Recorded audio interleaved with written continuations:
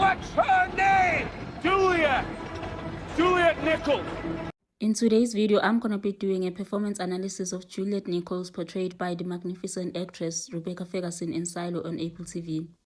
Hi everyone, my name is Rebecca Ferguson. So what is great acting? That's the big question, isn't it? I'm often drawn to performances by actors that doesn't necessarily feel like performances, but rather they're in touch with their real life emotions, whether it's huge explosive emotions like this one,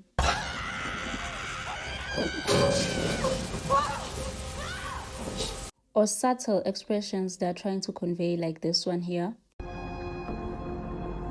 Rebecca Ferguson is one of the few actresses who is willing to go an extra mile for all her characters.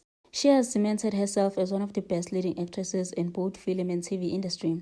Rebecca Ferguson has mastered the art of disappearing into a role and creating a realistic performance that evokes layers of emotions. She has been present on our screens since 1999 on a soap opera called Nya Tide in Sweden. I hope I'm calling that right, but you may probably know her from Dr. Sleep, Mission Impossible, and Dune. Fast forward though, I want to talk about her recent project Silo on Apple TV+. Rebecca plays a character called Juliette Nichols, an engineer who is living in the silo with 10,000 people living in a post-apocalyptic world.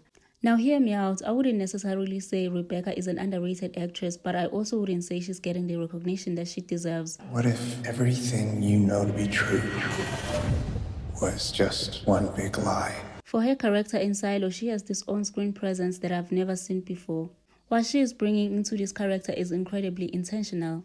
If you haven't seen Silo Season 1, this may contain spoilers, but I would really urge you to go see it on Apple TV+. Anyway, let's get back to it. So Juliette's partner George is said to have offed himself, but Juliette is convinced that he was actually murdered, so basically she goes on a mission to find out the truth, but she ends up biting more than she can chew. I need to find out the truth.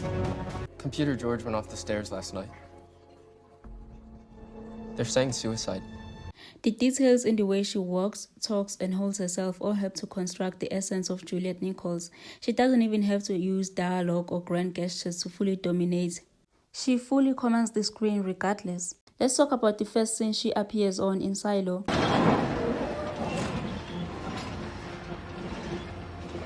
Juliette is cautious, restrained, and you can immediately tell that she is very self-aware. This scene right here highlights the subtleness that I find very fascinating in characters. It adds to the overall subtext of this TV show. How much does a single expression convey? I've always said most acting doesn't necessarily equate to great acting. Juliette Nichols doesn't need to tell you that she is suffering from trauma of some kind, but you can literally tell by the way she uses her eyes in most of the scenes that, okay, there's something here, and she literally pulls you in from the second that she appears on screen. Look at the scene where she goes to see her dead boyfriend in the morgue. You ever seen Dead person, yeah. She pulls this intense scene with what almost feels like a shrug. My brother when I was 12, my mother when I was 13, you know. You knew that. In quite a few occasions, it's been said that Juliette doesn't necessarily like to talk. You didn't come here to mend a toaster. You came here to talk. I know that's hard for you. This is the kind of exposition that I appreciate in the TV show. Nonetheless, I think even if no one said Juliette Nichols doesn't really like talking, I think it would be very clear by Juliette's actions. Like, I think her eyes do the most talking than anything else. When I was doing my research on performance analysis, I found out that actually the character of Juliette actually reminds me of Jake Gyllenhaal's character in Nightcrawler.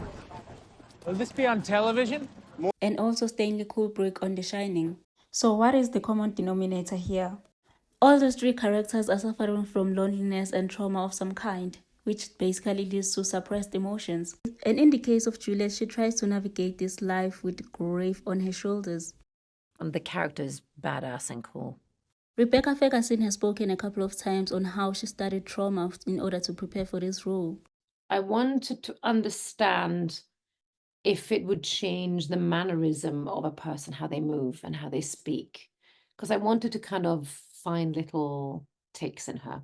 Interesting enough, we are forever changed when we experience trauma in real life. What I found interesting as well about this series is the fact that they actually go back to giving us details about when Juliette lost her mother and her brother. And I mean, it's just so interesting how she talks about suppressed depression here. In my head, I thought suppressed depression and suppressed trauma that has not had its possibility to be talked about or therapeuted. It's like a bubbling pot, isn't it? Like a sizzling pot. that when you be poked a little bit and lift it, it's like explosions. And I was intrigued by that. I was intrigued by that for Juliette. I came across a tweet recently that said Rebecca Ferguson is so good in Silo that I'm even forgetting that she's literally just acting. This transformative performance is so good that it stays with you as a viewer for a very long time. Take a closer look at this scene here. You seem awfully tense. I'm always tense, so. Juliette doesn't have to say she's intense. Her body language makes it clear without even saying a single word. You feel the intensity just by looking at her in this medium shot. Also, I want to touch on the color palette on this TV show and how it actually adds to the intensity of the atmosphere in this TV show. Juliette is a multi-layered character that is shaped by her environment.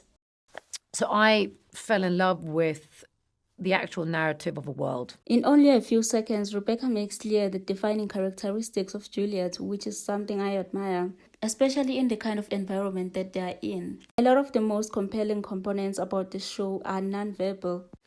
Interesting enough, the first episode of Silo Season 2, Rebecca carries that episode alone for almost an hour and there is not a single word that she utters. But as a viewer, you can't help but be fully consumed by her acting throughout. Anyway, I don't want to go into details about Silo Season 2 because I might give spoilers and it's not even out yet. Please do check out Season 1 of Silo in order to prepare for Season 2, and please do like this video, share and comment and do everything. Also, this is my first ever video essay, so I'm still learning the ropes. Please do support the channel and subscribe, share with your friends and whatsoever, and thank you so much for watching. I will be dropping weekly episodes on all things film and TV, so please do support the channel, and thank you so much once again.